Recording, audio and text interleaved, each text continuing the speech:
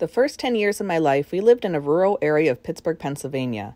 The area has a history of territorial conflicts between Native Americans and American settlers. Our house sat on one of the main roads in the township. There was a neighborhood behind our house, and the front of the house faced deep woods and farmland across the road.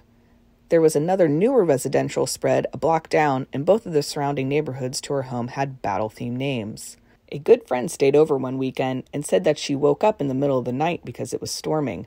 When she looked out the window, she said there was a guy wearing a uniform standing in the rain at the end of our driveway looking at the house. She was genuinely disturbed by the incident. When I was a little girl, one of the things I enjoyed doing was jumping from the third step of our split-entry home to the basement floor. I would then climb up the railing like I was scaling a majestic mountain, and I'd repeat the process over and over again. Now you must understand, it was not the fourth step, definitely not the fifth step, nor the first or second. It was specifically the third step, and it was magical, literally magic, as if gravity did not exist when I would jump off of it. Each time I did, instead of landing directly at the bottom, I would instead lightly float down with a nice soft landing. For lack of better words, it was truly spectacular and mesmerizing. I vividly remember doing it repeatedly. Whee! Many years later, my sister Erica and I, now grown women, were having a chat about our earliest years at that old house. We both shared and agreed that there was something not quite right about that house, too. Although it was a nice house, my parents had built it and were the original owners, yet something felt a little off. I was terrified of the bottom level when it grew dark outside. My fear became so bad, I didn't want to walk past there by myself at night and would often be escorted to bed. My sister also remembers being escorted to bed at night because she felt that there was a presence too, something dark, lurking at the end of the hallway. But that's another story.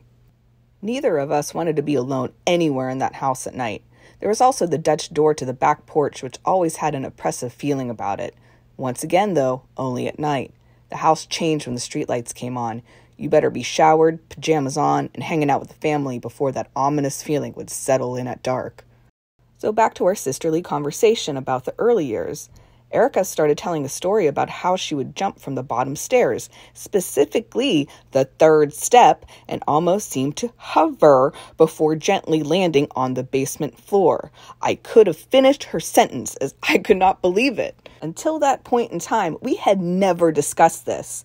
Whatever the supernatural hoopla was, or is, now here we were some 20-odd years later, coming to this realization we had experienced the same thing as children.